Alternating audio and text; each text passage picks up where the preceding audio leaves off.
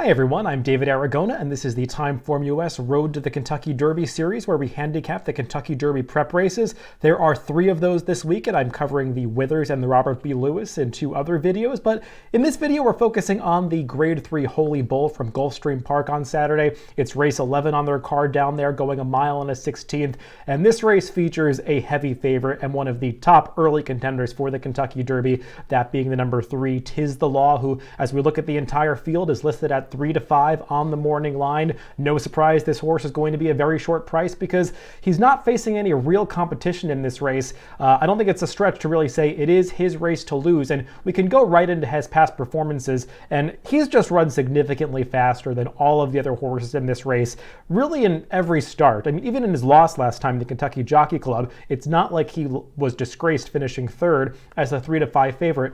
I want to take a look at his race 2 back though, when he won the Champagne, that Grade 1 event last fall so impressively. He was coming off just a maiden victory at Saratoga when he had beat New York breds. He is a New York bred. He was facing state breds first time out. They stepped him up into open company for this second start, and he was just so impressive. Green Light Go was his main rival in this race down towards the rail. Manny Franco though just had a handful of horse in behind him early. Once they spun Tiz the Law out into the center of the track, he just ran by these horses, opened up, was geared down at the end of this race, just did it the way that you want to see a horse win a Grade 1 race. And they certainly could have gone to the Breeders' Cup Juvenile. He would have been one of the favorites there. Barkley Tagg elected to take the path of least resistance, targeting the Kentucky Derby as a 3-year-old with this horse. So they gave him the race over the Churchill down strip last time in the Kentucky Jockey Club.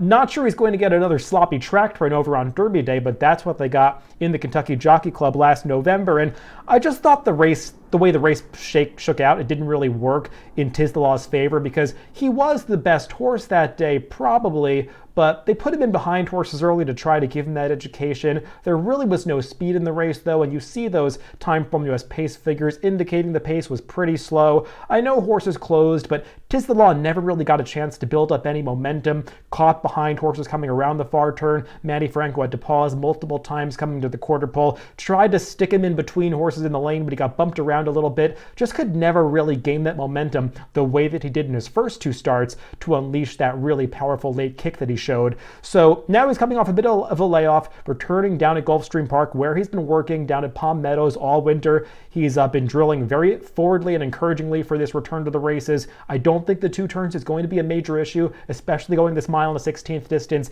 I just think he's the horse to beat, and I'm not trying to beat him in this race. He's going to offer no value, especially if he gets bet down lower than that 3 to 5 morning line. I just couldn't find an alternative. For me, this is not the most intriguing wagering race. But I do want to move on to some other horses, and before we get to them, let's take a look at the TimeformUS pace projector because it will affect Tiz the Law, and it will also affect some of his main rivals in this race. You see that the pace projector is predicting a fast pace, and I think how these horses shake out in the lead and who's in front and who's coming from behind, it looks a little bit murky, and I think it's really going to depend on how the riders choose to ride this race into the first turn because they have that very short run into the first turn at this abbreviated 1 mile and a 16th distance. The number 6 Relentless Dancer is shown to be in front over the number 7 Mayberry Deputy, but take note of where the number 5 Clear Destination is. He's shown at the back of the pack.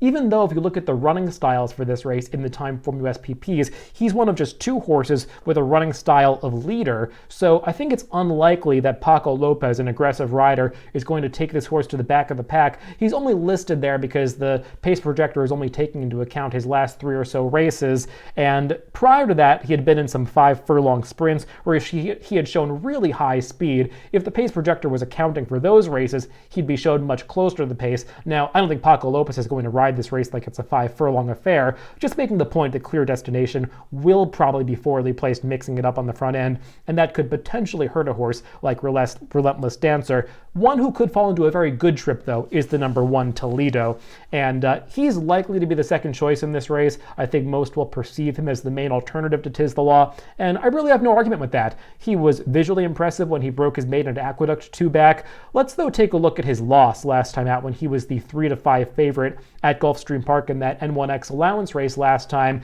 He finished behind today's rival, Ete Indienne, who won after setting the early pace, opened up a lead around the far turn, took that advantage into the stretch, and really Toledo could just make up no ground on this horse, though I want Toledo coming out of this race more than Ete Indienne because I don't like the way that Ete Indienne is drifting out through the stretch of this race. He stays on his left lead, never changes over, just showing some tendencies that don't really want to make me take this horse moving forward, or especially stretching out around 2 turns, just given the greenness that he showed in the stretch of this race. Toledo, on the other hand, didn't get the most comfortable trip. He was sort of in an awkward position down the backstretch, placed in behind horses in a very compact field. Irad Ortiz had to pause a little bit, come around horses on the far turn, and just couldn't get to the winner late in the stretch. But I like that he at least took a step forward on the TimeformUS speed figure scale, earning a 101 last time. If he continues to move forward with the added distance, I think he can be right there to be second or third in this race. And he's bred to get better with distance because he has a nice Juddmonte pedigree on the dam side.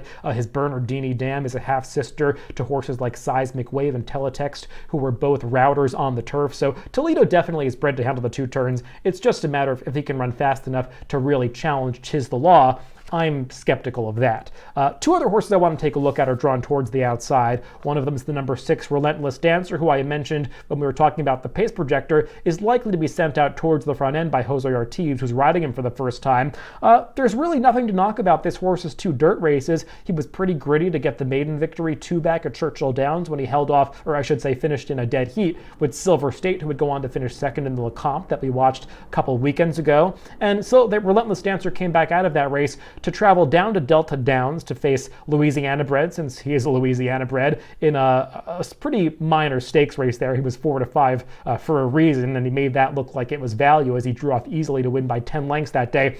I don't think we really learned a whole lot about Relentless Dancer in that race. It was only 7 furlongs, even though it was 2 turns, so we still don't really know how far this horse wants to go. I'm somewhat skeptical of his stamina, given his pedigree being by midshipman with not a ton of stamina on the dam side, so we'll see how far he ultimately wants to go and if a possible fast pace is going to negatively affect his chances. One horse who could get a big piece of this at a price is the number 7 Mayberry Deputy. Let's take a look at his maiden victory last time out at Gulfstream. I don't think he was beating the strongest field this day, and the 96 TimeformUS speed figure that he earned for the effort is going to sort of corroborate that idea, but I like the way that he does it. Julien Leparoux had him taking dirt in behind horses coming around the far turn, brings him in between horses at the quarter pole, and I just think this runner finishes off the race pretty well. He doesn't show a real effective turn of foot, but he's grinding away, is slowly getting away from this field at the end of the race. Again, the horses that came out of this race, a few of them have run back, they haven't really distinguished themselves, but it's not like he's going to have to run that fast to pick up some pieces and maybe finish second or third behind Tiz the Law in this race. And I'm just thinking of a strategy for how to wager on this race if I'm picking Tiz the Law on top. I probably want to play some trifectas and get some value underneath, and maybe a horse like Mayberry Deputy can sneak into the second or third position because he's going to be one of the bigger prices in this race and could pick up pieces if the race falls apart towards the end. But as I said, I'm not trying to take a big shot against Tiz the Law. This really looks like his race to lose, and he'll progress on to some tougher Derby preps in the future, but he did not find one here. So that's my look at the Holy Bull, and you can check out the other videos I did of the Robert B. Lewis from Santa Anita and the Withers from Aqueduct on the DRF video page. So those are the races for this week. I'll be back again with more TimeformUS Derby prep handicapping next week.